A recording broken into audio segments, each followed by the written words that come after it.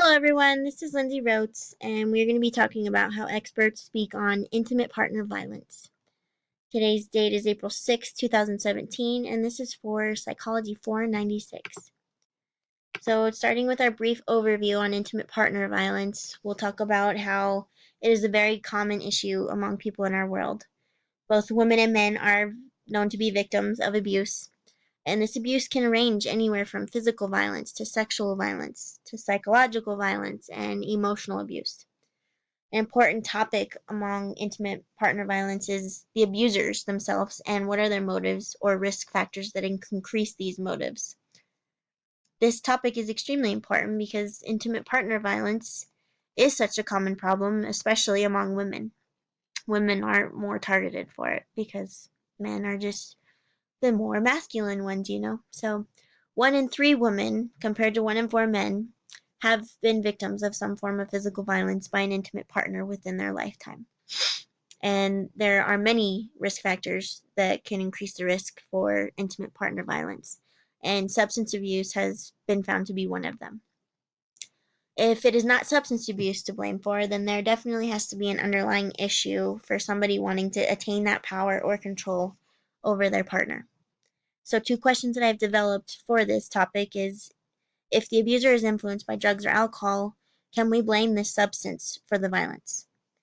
Or is there an underlying mental illness that is causing the abuser to feel the need to have such tight control over their partner? So let's see what our experts are. We have Mr. Ronald Baptist, who has an MD/PhD from the University of Colorado School of Medicine. He works in the Colorado Psychiatric Center, working with children, adolescents, and adults.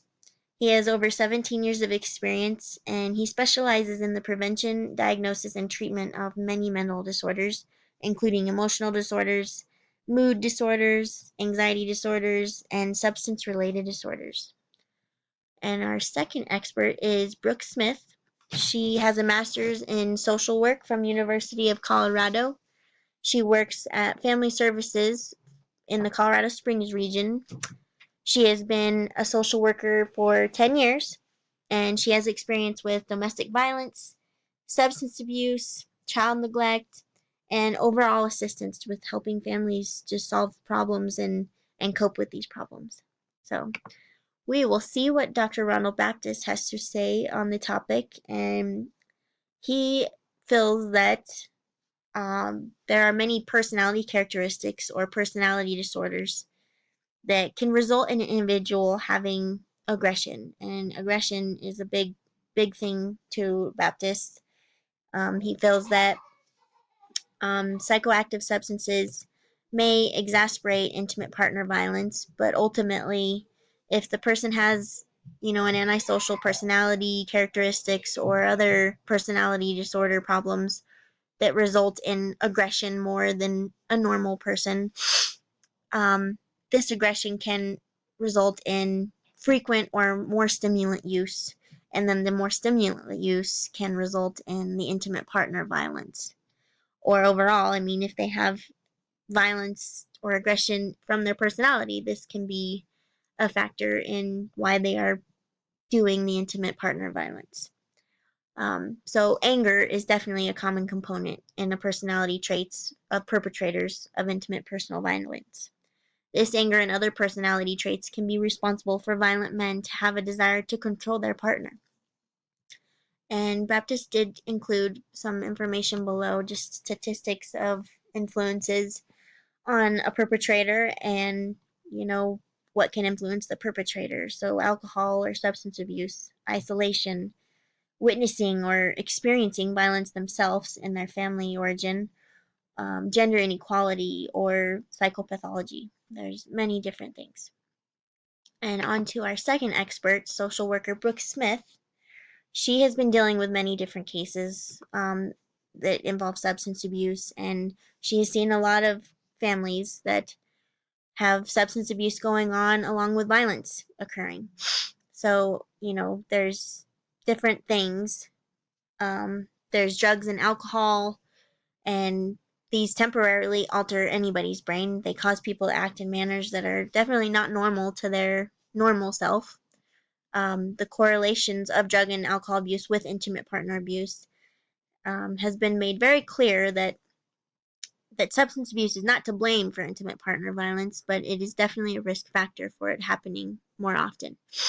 Substance abuse has been found to co-occur in 40 to 60% of intimate partner violence. And there's several lines of evidence that suggest that substance abuse plays a facilitative role in intimate partner violence by precipitating or exasperating violence.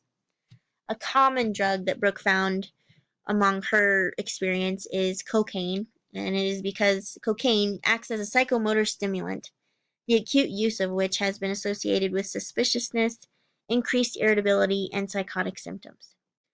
And so many illicit drugs can leave a person feeling very careless, very out of control, and they don't really even sometimes remember these feelings or behaviors until they are no longer high or intoxicated. But anyways, this can cause the person to definitely desire control or power, and yeah, so especially with the symptoms of suspiciousness and psychotic symptoms, there it could be a range of many different behaviors, including intimate partner abuse. So let's see what our compare and contrast is between the two. So Dr. Ronald Baptist, his main points was personality traits, substance abuse, and anger/control. Brooke Smith has substance abuse, cocaine, and anger/control for her main points.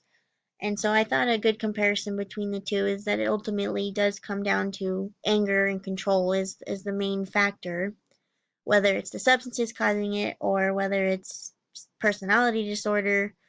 Something is causing the aggression, and that aggression can result in the control and all that good stuff. Well, it's not good stuff, but that stuff. So let's see. That is it. We are done. So I hope everybody really enjoyed my presentation. I'm sorry if I sound all exasperated. I am getting a cold, and yes, so excuse me, but thank you everyone, and I hope you enjoy my presentation.